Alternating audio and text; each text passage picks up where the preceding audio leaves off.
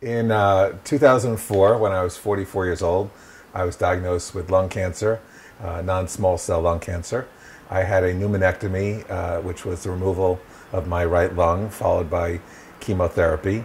2 years later, I was diagnosed with a brain tumor in the back of my head, which was removed surgically, followed by chemotherapy.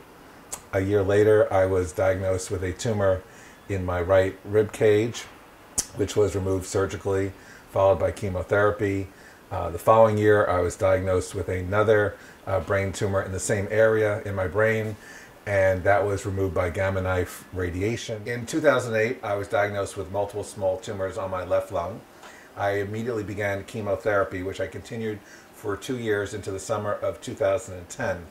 At that point, the tumors were stable, but they weren't disappearing. So my oncologist at New York Presbyterian recommended that I consider a new clinical trial that was being done by Pfizer for a drug called crizotinib. But you needed to have the ALK gene. So I had my tissue tested to see whether I was a candidate. And I came back as a match, which was pretty fortunate for me because only 3 to 5% of people have the ALK gene. So I joined the trial, and I was very, very fortunate because within a few months, my tumors began to cavitate and decrease in size. So I'm sitting here now 971 days later, and I'm happy to say that there are no active tumors on my lung. I take 3 oral pills in the morning, totaling 250 milligrams of crizotinib.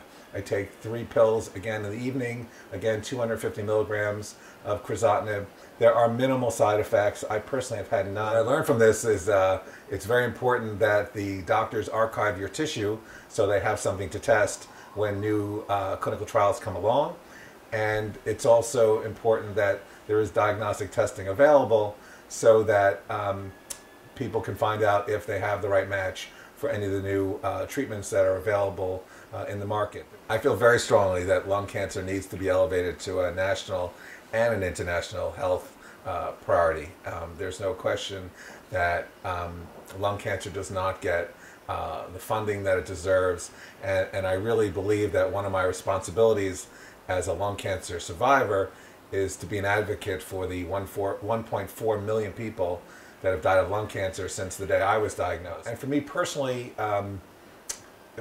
because of molecular testing and this gene-targeted therapy, I've been able to spend more time with my family, my friends, travel with my children, and go to the theater with my mom, and go to football games with my son, and movies with my daughter. And so it's really been a wonderful thing for me to have this time that I might not have had if it wasn't for molecular testing.